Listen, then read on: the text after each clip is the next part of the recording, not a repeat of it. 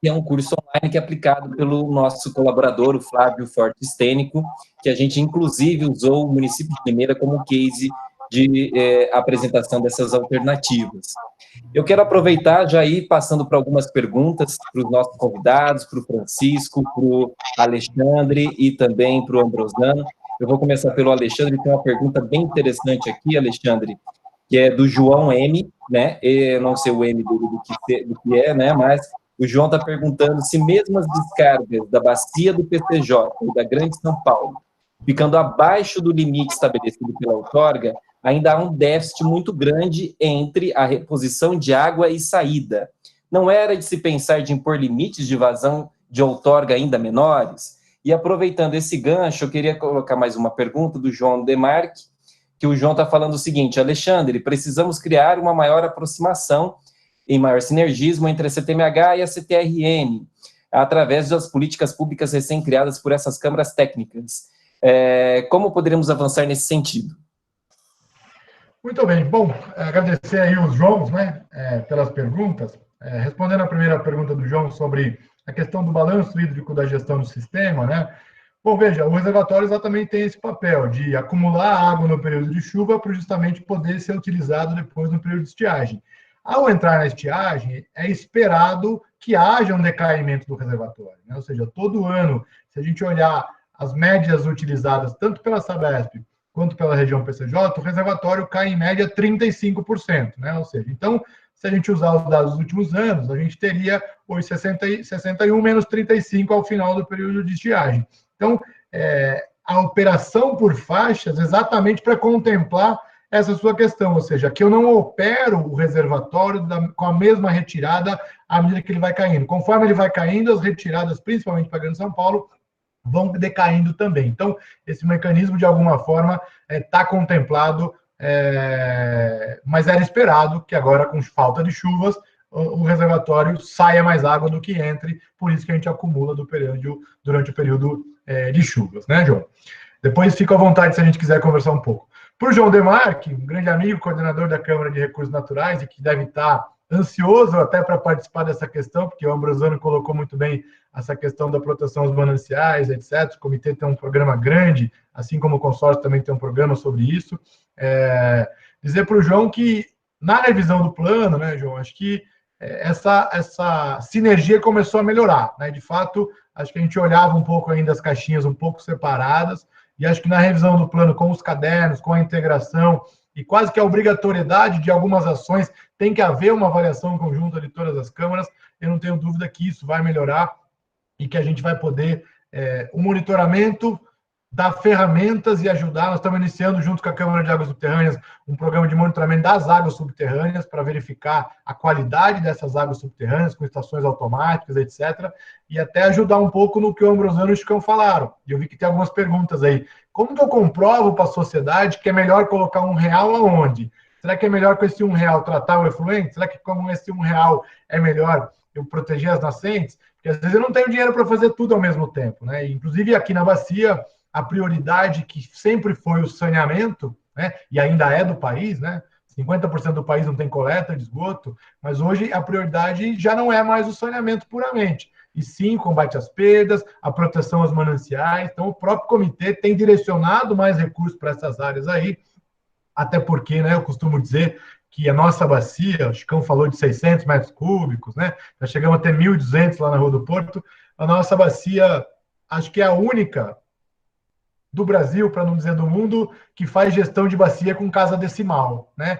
Ninguém faz gestão de bacia com casa decimal. Todo mundo fala de ordem de grandeza de no mínimo 1 metro cúbico. Aqui a gente trabalha com 0,25, 0,15, que muitas vezes os medidores não conseguem nem registrar numa calha de rio. Então, de fato, o desafio é grande, e esse cardápio de soluções que vai permitir a gente superar essa estiagem e as vindouras, com certeza que teremos.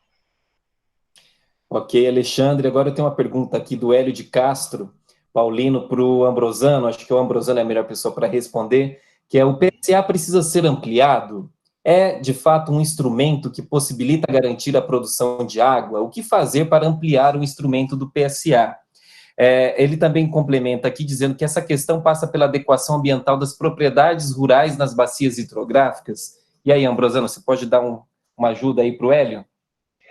Vamos lá, Hélio. É bem pertinente aí a sua pergunta, porque é o seguinte, eu vejo da seguinte forma, que isso daí acaba sendo um conjunto de ações, tá certo?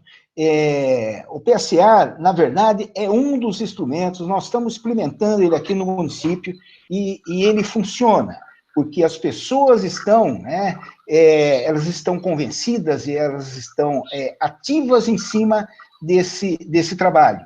Então, como é que a gente enxerga a coisa? Que tudo é uma parte de um todo, que lá é que nós vamos conseguir, a somatória dessas ações é que nós vamos conseguir avançar, tá certo? Então, o que nós temos aí? O próprio Alexandre falou dessa questão de você monitorar, de você ver água subterrânea. Talvez seja agora esse momento em que nós peguemos essas ações isoladas, que são, né, que nós estamos falando do PSA, nós estamos falando de conservação de estradas rurais, estamos falando de conservação de solo dentro das propriedades, estamos falando em piscinões ecológicos de infiltração nos empreendimentos, que a gente possa avançar um pouquinho mais e, de fato, a gente possa fazer esse monitoramento da qualidade dessa água e que seja uma alternativa viável, como foi para a Limeira, né, que a gente possa avançar nisso daí. Então, eu vejo exatamente dessa forma.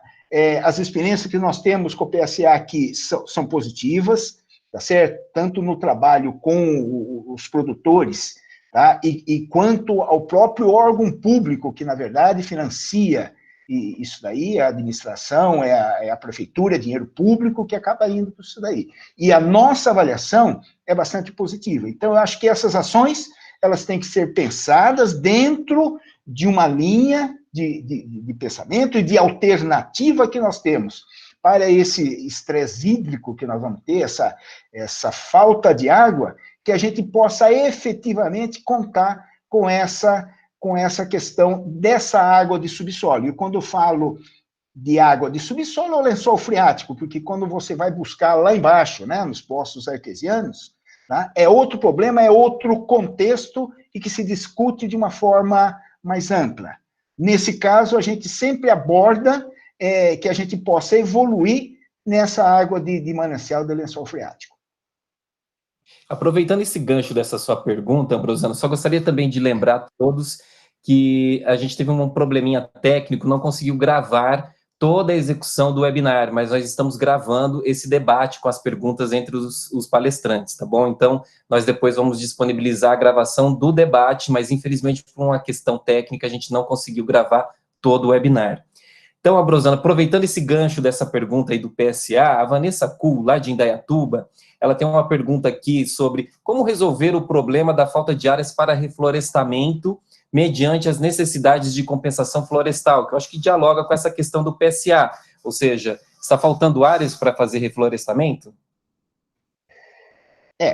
Como que nós operamos isso aí no dia a dia? Essas áreas, nós tivemos no início, e principalmente o poder público municipal, em compensação às obras que são executadas, ela tem uma grande demanda. Então, quando nós propusemos essa disponibilização de áreas públicas para que você pudesse contemplar essas compensações, a gente acabou esbarrando que na própria demanda do município, você acaba esgotando essas áreas. Então, nós temos APPs de áreas urbanas, praticamente todas elas comprometidas com ações de compensação. O que nós temos feito, e um trabalho muito interessante, e que também está nos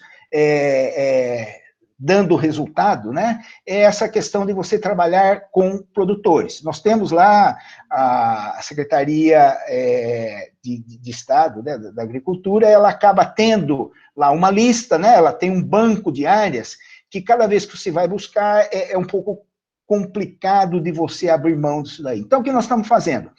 Principalmente nessa área de manancial nossa, que é do Curumbataí, nós estamos feito a abordagem e o convencimento direto dos produtores. Então, nós temos uma ação de uma verba do governo federal que acabou vindo para a gente, e nós já estamos licitando esse plantio, estamos recompondo uma boa parte, tá, da área do Ribeirão do Ribeirão do Tamandupá, e que nós já estamos implantando isso daí. E foi uma ação que deu certo. Nós fomos lá, os nossos técnicos de campo conversaram com o apoio do pessoal da cooperativa, e nós acabamos arrumando essas áreas. Então, como que nós vemos essa solução? Áreas públicas que possam ser destinadas para isso aí, mas, como eu falei, o caso específico nosso, elas já ficam comprometidas com as obras do Poder Público Municipal, e essas ações de zona rural. E a gente, nessa abordagem direta, a gente sente que os produtores estão bastante receptivos. Como eu falei no início, essa questão das matas ciliares é uma questão muito bem resolvida na cabeça dos produtores e na cabeça das pessoas. Então, o questionamento é mínimo, que a gente sente no dia a dia, e eu vejo um bom avanço, esse trabalho ponto a ponto, em que a gente possa ir captando essas áreas para fazer essas recomposições. Beleza, Ambrosano. Agora, Francisco, tem uma pergunta aqui, bem distante essa pergunta aqui para você. É do Mauro Ambrosano, ele diz aqui que ele representa o Complexo Petroquímico de Pernambuco, localizado na área portuária de Suape, região extremamente impactada pela escassez hídrica. E aí ele diz o seguinte, que a pergunta dele é direcionada a você, mas também estendida a todos os palestrantes. Porque, na sua opinião, apesar de comprovado o resultado apresentado pelo PCJ, não existe no país, em número significativo, de sistemas de gestão semelhantes? Ou seja, por que nós não temos mais PCJs no Brasil? E aproveitando isso, quero dar um gancho para você, Francisco, do Roberto Pádula de Moraes, que ele diz o seguinte, que é uma recomendação da GRAPROAB e da SUSEM, em função das ocorrências de febre maculosa, de que não sejam feitos acúmulo de água como tanques em novos loteamentos. Como é que fica, então, a questão de cavas, as bacias de retenção, Francisco? Então, são essas duas perguntas aí, uma vindo de lá de longe, lá do Nordeste.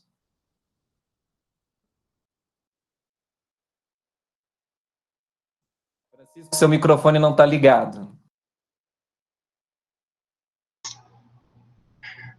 A resposta, de certa maneira, ela vem da origem. Qual é a origem? As bacias PCJ têm uma disponibilidade hídrica de estiagem menor do que o Oriente Médio. Nós só não temos camelo aqui, mas do demais temos uma situação similar à do Oriente Médio. Então, nós temos uma responsabilidade de um abastecimento a 14 milhões e meio de pessoas. Então, aqui no PCJ, aflorou essa organização e essa estruturação pela necessidade. Com certeza, nas bacias hidrográficas, onde a escassez, onde a criticidade é maior, é mais fácil você aflorar e implementar. Mas nós que participamos do Conselho Nacional dos Recursos Hídricos, temos insistido nas câmaras técnicas que participamos, para que a caixa do PCJ, que sempre foi aberta, onde erramos e onde acertamos, os franceses fizeram isso conosco, os espanhóis e os alemães, todos os parceiros, e a nossa caixa está aberta para que nós possamos repetir o PCJ dentro da realidade e criticidade de cada uma dessas regiões. Então, o segredo é a necessidade. Respondendo ao colega, sim, temos acompanhado, inclusive, a proliferação do Covid se dá por aerossóis, e recomenda-se sempre a desinfecção. Se eu tenho água acumulada em cacimbas, em bacias de retenção, eu poderei ter esse problema. Eu entendo o seguinte,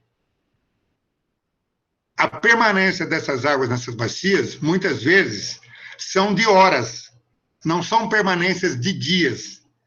Então, assim como o Covid-19 está nos levando a estudar situações, vamos também estudar essa situação e verificar quantas horas poderemos ter de retenção.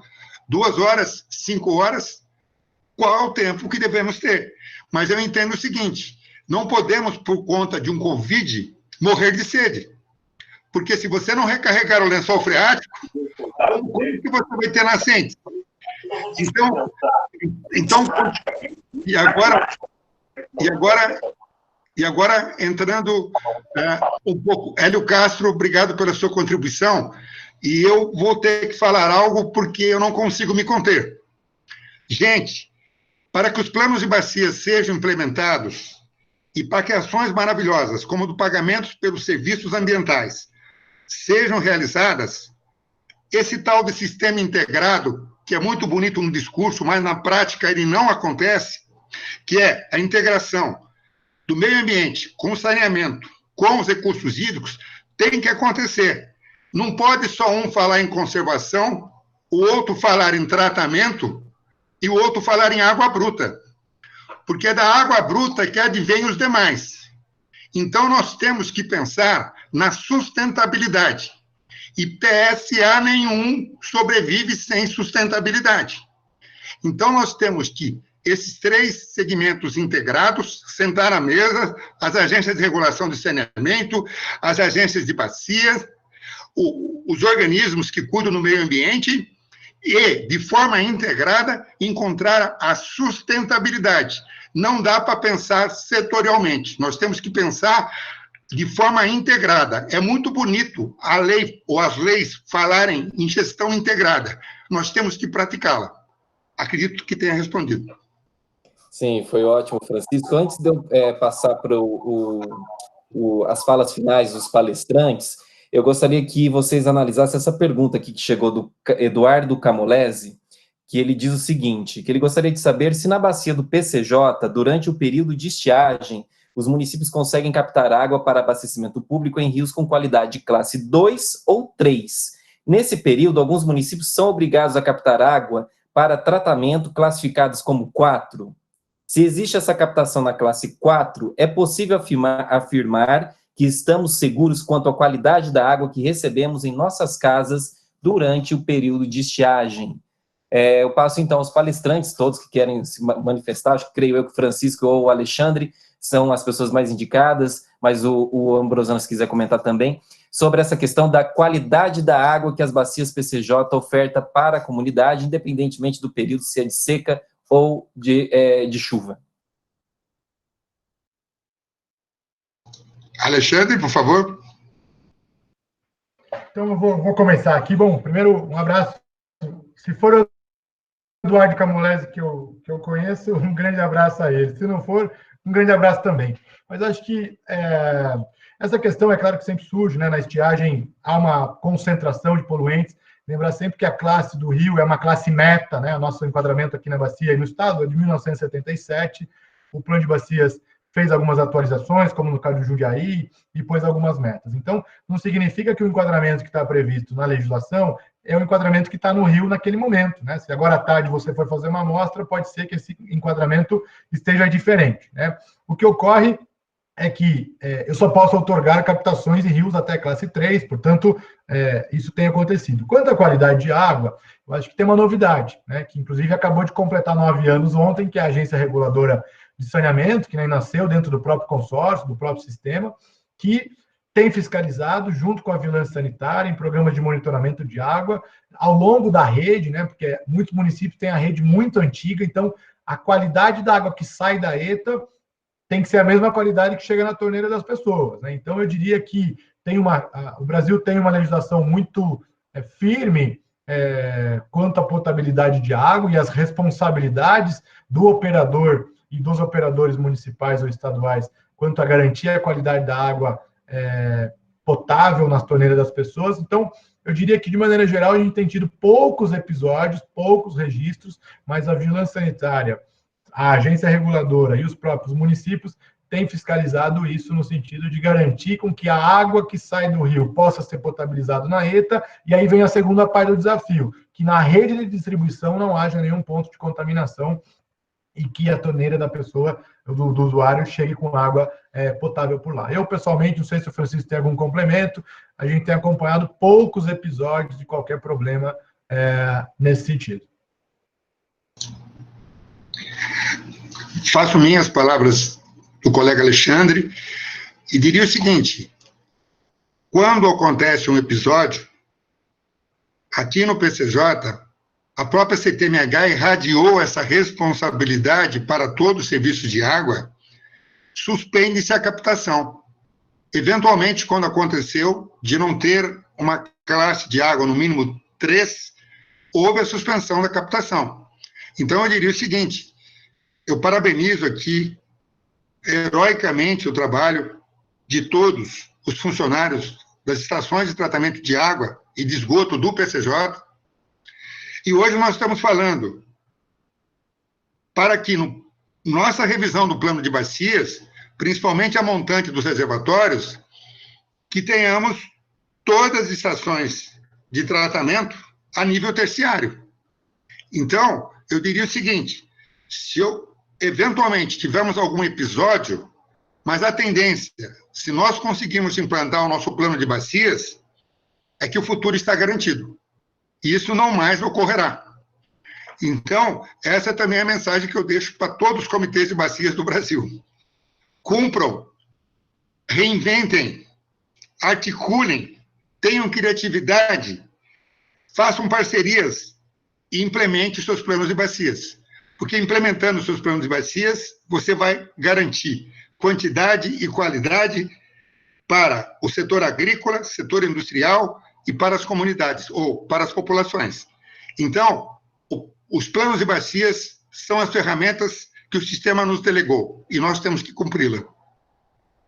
Obrigado, Francisco. Obrigado, Alexandre. Ainda temos aqui muitas perguntas que nós recebemos no transcorrer do debate. Eu gostaria de informar a todos que ficaram conosco até o momento que essas perguntas vão ser encaminhadas aos palestrantes e aí eles vão poder remeter as respostas a vocês através do e-mail cadastrado para participar desse webinar. Agradecer ao Francisco, agradecer ao Alexandre, ao Carlos Ambrosano por esse debate que foi extremamente engrandecedor e passo a palavra para que cada um faça o seu encerramento, já que a gente passou aí 10 minutos do tempo máximo previsto diante da grandiosidade que é esse debate que a gente está realizando aqui hoje. Então, Alexandre, por favor, suas palavras finais e logo em seguida o Ambrosano e depois o Francisco. Eu só quero aproveitar essa fala final para mais uma vez agradecer a paciência de todos que nos ouviram, né? Porque às vezes ficar sentadinho no computador, interagindo, é um novo modo de aprender as coisas. Agradecer o consórcio, sempre muito bom e prazeroso relembrar as boas experiências que eu tive aí. Parabenizar o Ambrosano e principalmente acho que deixar uma mensagem de otimismo, né? O momento é muito duro, o momento é muito difícil, inclusive difícil de manter a inteligência emocional de cada um de nós, né? Nessas incertezas que o momento traz. E eu não tenho dúvida que eu acho que a grande lição de casa que todos nós temos é pensar o dia seguinte, né? Ou seja, essa pandemia vai passar de forma mais aguda ou de forma mais espaçada, ninguém tem dúvida disso. E claro que nós vamos ter um desafio, porque as prioridades talvez sejam outras, né? Pela disponibilidade de recursos existentes, embora o plano de bacias traga as suas prioridades, a cada momento, e principalmente o day after de tudo isso, nós vamos ter que se reinventar, porque é um cenário claro de escassez de recursos para o futuro e que a gente tem muitos problemas, principalmente essa que o Ambrosano colocou na questão fundiária, seja na zona rural, ou seja, principalmente na zona urbana, que a gente já assiste nos grandes centros e vê esse problema fundiário nas cidades se agravando bastante para a questão da qualidade ambiental. Então, a minha mensagem é de otimismo e dizer que Fiesp, Ciesp, SESI, Senai e o próprio Comitê de Bacias se coloca à disposição para a gente continuar essa conversa num outro webinar sobre algum outro tema específico. Agradeço a atenção e parabéns ao consórcio por essa organização. Ambrosano? Vamos lá. Mais uma vez eu agradeço, né, o convite, essa possibilidade de estar conversando, né, nesse webinar.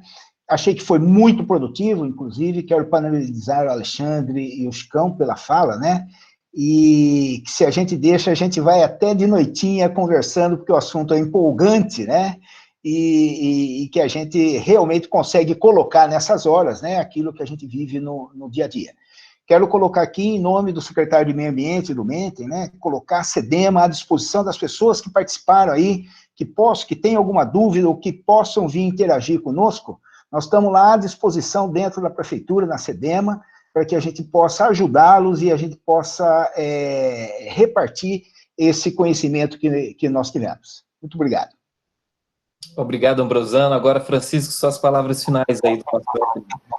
As palavras finais e mandando a mensagem para o nosso amigo do Nordeste que fez a pergunta. O PCJ, mesmo sem saber que isso iria acontecer, desde a sua criação, do consórcio PCJ em 89, nós já seguimos as ODS, Objetivos do Desenvolvimento Sustentável. Nós seguimos rigorosamente a ODS 6, que é assegurar a disponibilidade e gestão sustentável da água e saneamento. Nós seguimos rigorosamente, desde a criação até os dias de hoje, ODS 13, medidas para combater a mudança climática, e ODS 15, promoção do uso sustentável dos ecossistemas. Então, eu diria o seguinte, com Covid, sem Covid-19, nós temos a estiagem. E a água é fundamental para garantir a nossa sustentabilidade e a nossa sobrevivência. Os franceses têm um slogan, a água financia a água. E o Alexandre usou a palavra, vamos nos reinventar para poder cumprir os planos de bacias.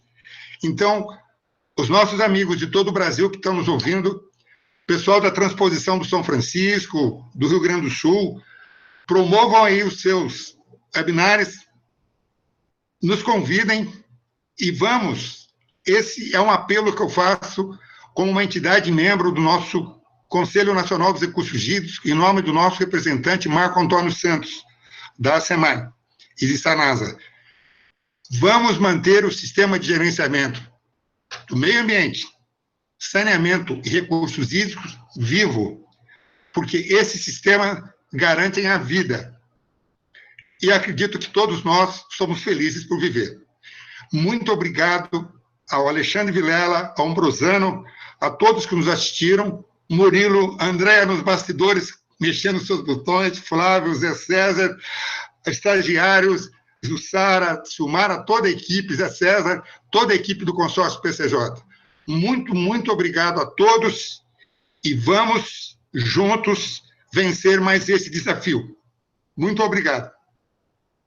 Então, pessoal, muito obrigado a todos que ficaram conosco. Tivemos aí 100 pessoas presentes nesse webinar e 70 e poucas ainda mantêm-se aqui online conosco. Nosso muito obrigado. Lembrando que a gravação dos debates ficará disponível depois nas mídias sociais do consórcio e no nosso site agua.org.br. Obrigado pela participação de todos, obrigado aos palestrantes e nos vemos no próximo webinar do consórcio PCJ. Um abraço, até logo. Obrigado.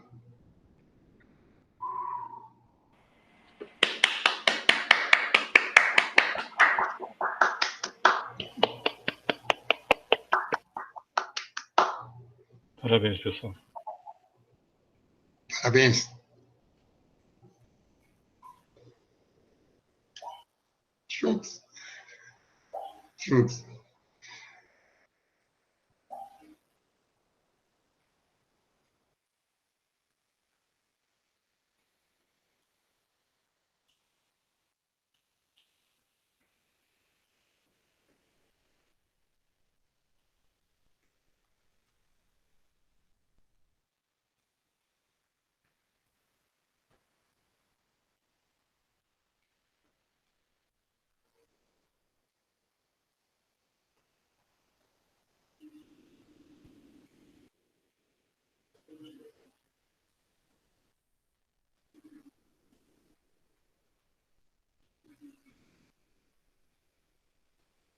Vou dar já, não.